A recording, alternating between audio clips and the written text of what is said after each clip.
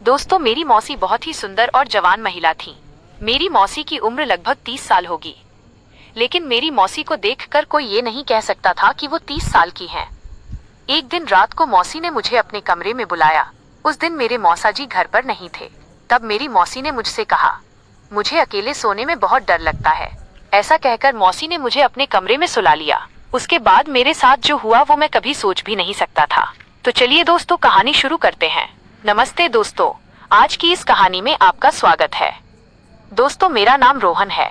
दोस्तों, मेरे mummy papa के गुजर जाने के बाद मेरी जिंदगी पूरी तरह से बदल गई, क्योंकि मेरे परिवार में अब कोई नहीं था और अब कोई रिश्तेदार मुझे अपने पास रखने को तैयार नहीं था। उस समय मेरी उम्र लगभग 16 साल थी। जब मेरे मम्मी पापा का अंतिम संस्कार हुआ तब मेरे सारे रिश्तेदार मुझे अकेला छोड़कर चले गए। मुझे समझ नहीं आ रहा था कि अब मैं क्या करूं। तब मेरी सुनीता मौसी ने फैसला किया कि वो मुझे अपने घर ले जाएंगी। मौसी ने कहा, तू मेरी बहन की आखिरी निशानी है, मैं तुझे अकेला नहीं छोड़ सकती। लेकिन मेरे रमेश मौसा को ये पसंद नहीं आया। वो गुस्से में बोले, मैं इसका पालन पोषण नहीं कर सकता, इसे किसी अनाथालय भेज देना ही सही रहेगा। ये सुनकर मुझे बहुत बुरा लगा, क्योंकि अब मेरा भविष्य मेरे हाथ में नहीं था, बल्कि दूसरों के फैसलों पर निर्भर था।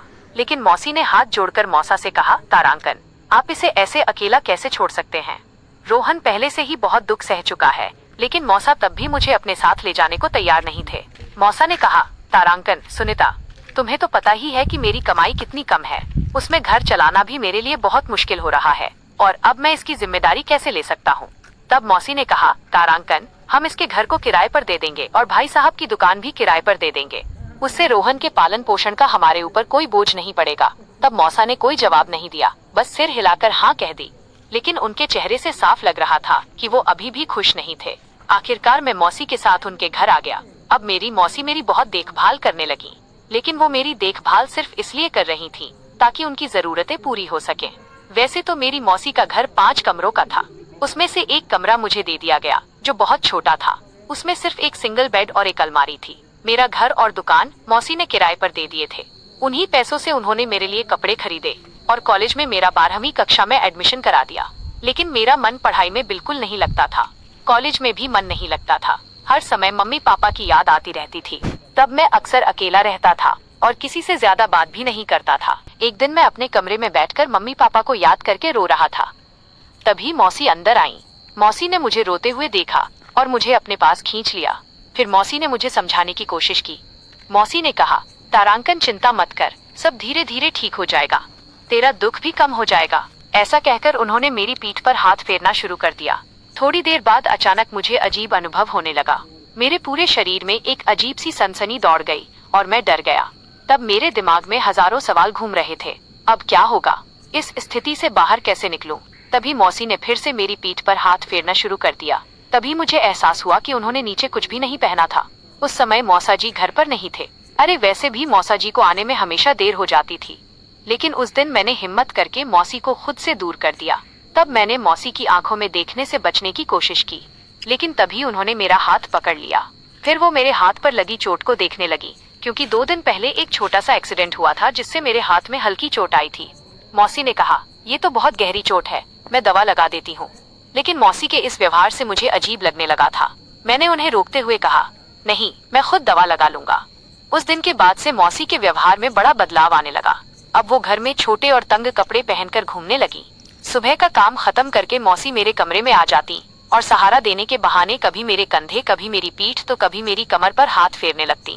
मैं हर बार उनका हाथ हटा देता, लेकिन वो पीछे नहीं हटती थी। एक दिन उनके व्यवहार से मुझे बहुत गुस्सा आ गया। मैंने साफ कह दिया, तारांकन मौसी, मेरी देखभाल करना बंद कीजिए।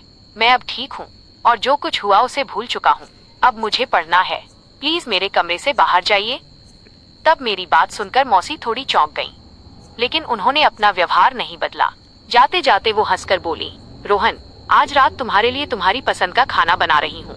तब मैंने सीधे मना कर दिया और कहा, तारांकन, नहीं, मुझे नहीं चाहिए। आप मौसा जी की आर्थिक स्थिति देखकर खाना बनाइए। उन्होंने मुझे यहाँ रहने दिया, यही मेरे लिए बहुत बड़ी बात है, और मुझसे इस तरह की फरमाइश मत कीजिए। तब मैं गुस्से में बोल रहा था, लेकिन मौसी ने मुझे शांत करते हुए कहा, तू मेरे लिए बहुत खास है, मैं तुझे कभी अकेला नहीं छोड़ सकती। इतना कहकर मौसी कमरे से बाहर चली गईं। रात को जब मौसा जी घर आए और टेबल पर खाना देखा तो गुस्सा हो गए। फिर उन्होंने मौसी से कहा, तारांकन सुनीता, मैंने तुमसे कहा था कि मेरी हालत के हिसाब से खाना बनाया करो। मेरे पास इतने पैसे नहीं है कि मैं किसी को भी कुछ भी बनाकर खिला सकूं। तब मौसा जी की ये बातें सुनकर मुझे बहुत बुरा लगा। तभी मैं थाली में खाना लेने ही वाला था, लेकिन उनके शब्दों ने मेरी भूख मिटा दी।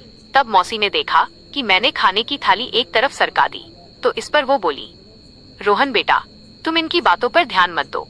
फिर वो मौसा जी से बोली, तारांकन, ये खाना आपके पैसों से नहीं बना है, ये रोहन के घर और दुकान के किराए के पैसों से बना है। यह सुनकर मौसा जी को और ज्यादा गुस्सा आ गया। उन्होंने कहा, तारांकन, अगर अब तुम इस तरह हिसाब रखने लगी हो तो ठीक है, ये खाना मेरे पैसों से नहीं बना है तो मैं इसे क्यों खाऊं? इतना कहकर वह गुस्से में उठकर चले गए। तब मौसी ने गुस्से में कहा, तारांकन, आप इस तरह का ड्रामा क्यों कर रहे हैं? मैंने कब कहा कि आप ये ना खाएं? तब मौसा जी गुस्से में अपने कमरे में चले गए। इधर मैं भी बहुत परेशान हो गया, क्योंकि एक तरफ मौसा जी मुझसे हमेशा गुस्से में रहते थे और दूसरी तरफ मौसी मेरे साथ अजीब हरकतें करने का मौका ढूंढती रहती थी। अगर मौसा जी को ये पता चल जाए कि हमारे बीच ऐसा कुछ हो रहा है तो वो मेरे और मौसी के साथ क्या करेंगे, यह सोचकर ही मेरे रोंगटे खड़े हो जाते थे। तब मैं ये सब सोचता हुआ अपने कमरे की तरफ बढ़ा। तभी मौसी ने मेरा हाथ पकड़ लिया और बोली, तारांकन, छोड़ना, उनका तो रोज का ही ड्रामा है, तू बस बैठ, तेरे लिए ही मैंने खास स्पेशल खाना बनाया है और मेरी इच्छा न होने के बावजूद भी मुझे वह खाना पड़ा। फिर मैं खुद ही अपनी थाली में खाना लेने लगा। तब मौसी बोली, आज मैं तुझे अपने हाथों से खिलाऊंगी। फिर वो एक निवाला मुझे खिलाती और दूसरा खुद खा लेती। उस समय उनकी नजर अजीब तरीके से मेरे चेहरे पर थी। वो मेरी मौसी थी, लेकिन उनकी हरकतें देखकर मेरे मन में अजीब अजीब ख्याल आने लगे। तब वो बोली, रोहन, तुझे देखकर लगता ही नहीं कि तू सिर्फ 16 साल का है, तू तो किसी फिल्म के हीरो जैसा लगता है। दोस्तों, मौसी भी किसी हीरोइन से कम नहीं थी, लेकिन उनकी हरकतें बहुत अजीब थीं। शायद इसी वजह से वो मेरे इतने करीब आने की कोशिश कर रही थीं। मौसी की शादी को 8 साल हो चुके थे, लेकिन अभी तक उन्हें कोई बच्चा नहीं हुआ था और शायद इसीलिए वो और मौसा जी हमेशा झगड़ते रहते थे। जब भी मौसा जी घर आते तो किसी न किसी बात पर दोनों में बहस हो जाती थी। एक दिन मैं नहाकर वॉशरूम से बाहर निकला और बाल पोंछते हुए अपने कमरे में चला गया। तभी मौसी मेरे कमरे में आई और बोली, रोहन, नाश्ते में क्या खाएगा? तब मैंने जवाब दिया, मौसी, जो रोज बनता है वही खा लूंगा। इतना कहकर मैं फिर से तौलिए से अपने गीले बाल पोंछने लगा। तब जल्दबाजी में होने के कारण मैंने तौलिया टेबल पर ही रख दिया और कॉलेज के लिए तैयार होने लगा। तभी मौसी मेरे पास आई और बोली, तुझे तो अपनी देखभाल करना भी नहीं आता। फिर उन्होंने मेरा हाथ पकड़कर मुझे बेड पर बिठा दिया और खुद तौलिया लेकर मेरे बाल पोंछने लगी। तब मुझे ये सब बहुत अजीब लग रहा था, क्योंकि मैं अब छोटा बच्चा नहीं रहा था कि मौसी मेरे सारे काम करें।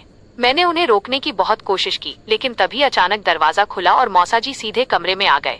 मौसा जी ये सब देखकर गुस्से में लाल हो गए।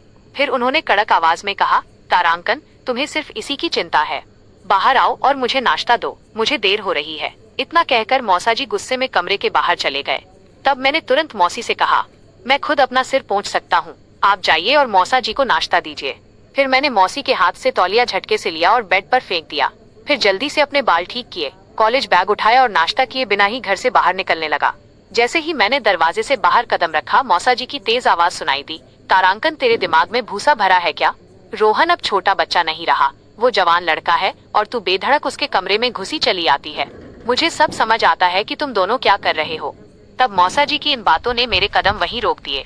एक पल के लिए तो मैं कुछ समझ ही नहीं पाया। फिर मेरे दिमाग में तरह तरह के विचार आने लगे।